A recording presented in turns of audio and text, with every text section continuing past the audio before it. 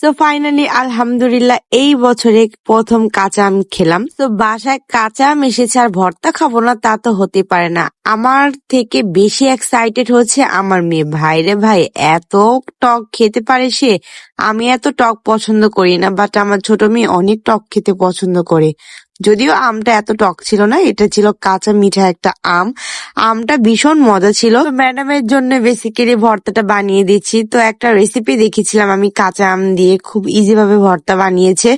তো সেরকমই বানানোর ট্রাই করছিলাম। এখানে একদম ছিলকা সহ আমি কাঁচা আমগুলোকে একদম লম্বা সাইজ করে কেটে নিয়েছি।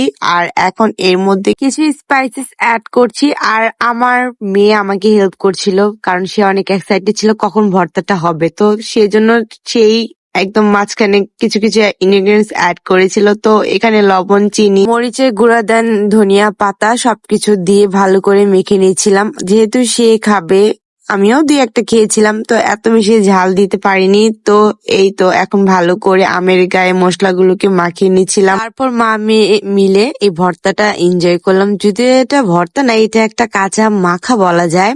তো এটা খেতে ভীষণ মজা ছিল, একদম টক ঝাল মিষ্টি, একদম পারফেক্ট কম্বিনেশন।